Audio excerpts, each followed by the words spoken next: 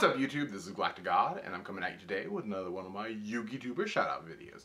So, without any further ado, I'm going to go ahead and jump into things and get right to those shoutouts.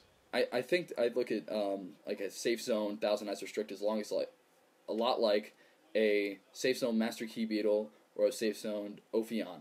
So honestly, it's if Ophion gets to be at 3 with Master Key Beetle and all the protection that Ophion gets just through itself, I think the 1000 Ice Restrict could be at 1.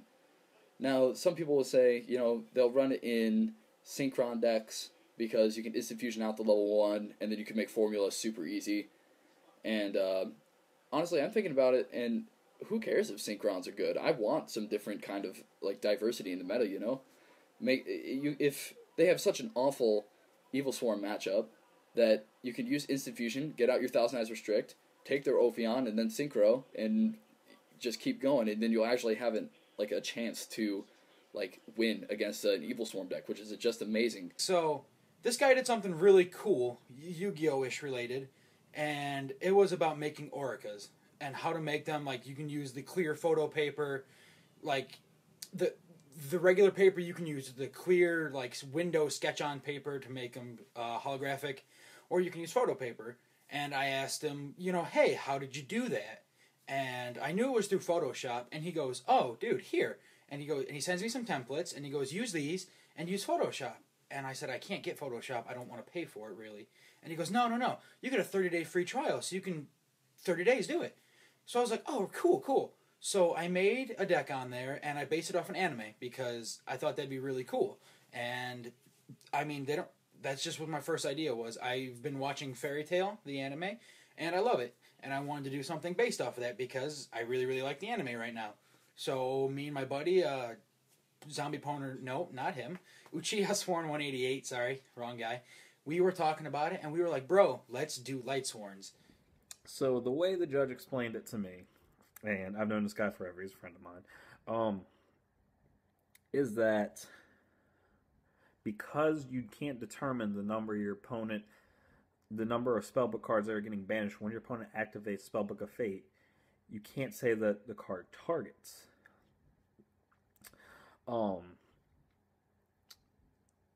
I get that because I remember with Snipe Hunter, you can't negate the destruction of something. Like Stardust couldn't negate Snipe Hunter because you didn't know if it was going to happen or not.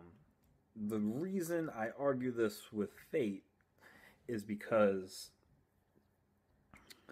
all 3 of effects, regardless of what you banish, target. And it's the wording. It's return 1 set spell trap card on the field to hand. Change 1 monster on the field to face down defense position or face up attack. Banish 1 card your opponent controls. Each of them are specifically designating a target. Deck again versus a relinquished deck. And as you see here, he drew pretty well. I mean, he has preparations right there, so he could have went to Jinzo. So I ended up killing it with Card Trooper. He MSTs my Torrential. I'm like, okay, that's fine. I'll find some other way to get over. Relinquished. But he just sets Mirror Force. I go Armageddonite, drop Returner, summon Jinzo. Then I mill some cards, summon Machina Fortress. And I gotta say one thing here. If I did not have Upstart Goblin, I would have won in the first turn. So Jinzo goes to Grave, of course, and then he goes Dark Hole. Actually, it hurts me a bit. But then I'm just like, nah, Machina Fortress for a little bit more trollsy. Let's go for Jinzo to make sure he has no back row. I mean, what back row would he have? How did I get into Yu-Gi-Oh? Well, this all started back in the beginning. I was just watching my favourite TV show and playing in my living room like normal. I was watching my favourite cartoons at the time. Can't remember what they were now. And I couldn't be bothered to change the channel, so I was watching Nickelodeon, I think. And yeah, and Yu-Gi-Oh came on, and I was like, I'll just leave it. I don't want to change the channel. And then Yu-Gi-Oh came on, and it took my liking. It got my interest just by hearing it in the background. I was like, oh, let's have a look at this. And then was having a look and stuff, and I was like, wow, summon all these awesome monsters. And at the end of the of Yu-Gi-Oh, it said that it's an actual trading card game. I was like, oh wow, I've got to go pick up some packs. So I went up to Toys R Us at the time and bought a few packs from there. So that's how I started into Yu-Gi-Oh. So Battle Fader for just stall, Desquala, Warm Melodith, Spirit Reapers for stall, Blast Spear, Marshmallow is also for stall, Lava Golem for burn, and Yomi Ship is just for destroying monster. So yeah, that's basically all the monsters I basically play. Not very much, but I mean it's pretty good with what it actually does. So, and I actually did test this deck. It frustrated a bunch of people. So yeah. But anyways, for spells, pretty heavy spell lineup.